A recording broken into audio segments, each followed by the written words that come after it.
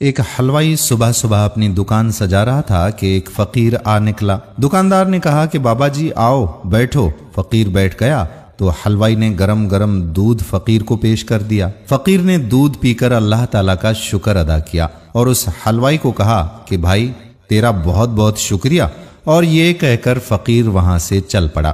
بازار میں ایک فاحشہ عورت اپنے دوست کے ساتھ سیڑھیوں پر بیٹھ کر موسم کا لطف لے رہی تھی۔ ہلکی ہلکی بونداں باندھی ہوئی تھی، بازار میں کیچڑ تھا۔ فقیر اپنی موج میں بازار سے گزر رہا تھا کہ فقیر کے چلنے سے ایک چھینٹا اڑا اور فاحشہ عورت کے لباس پر گر گیا۔ جب یہ منظر فاحشہ عورت کے دوست نے دیکھا تو اسے بہت غصہ آیا۔ وہ اٹھا اور فقیر کو پکڑ کر منہ پر تھپڑ مارا اور کہا کہ فقیر بنے پھرتے ہو، چلنے پھرنے کی تمیز نہیں تمہیں؟ فقیر نے ہنس کر آسمان کی طرف دیکھا اور کہا مالک تو بھی بڑا بے نیاز ہے، کہیں سے دودھ پلواتا ہے اور کہیں سے تھپڑ مرواتا ہے۔ یہ کہہ کر فقیر آگے چل پڑا۔ فاحشہ عورت چھت پر چہل قدمی کر رہی تھی تو اس کا پاؤں پھسلا اور زمین پر سر کے بل گر گئی۔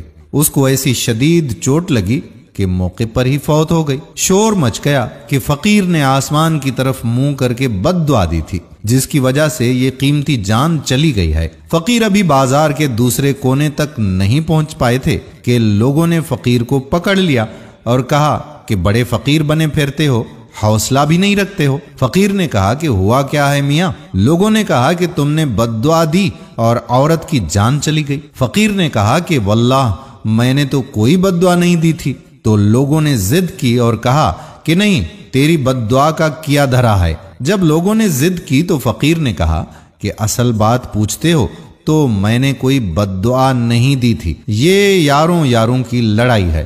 لوگوں نے کہا کہ وہ کیا؟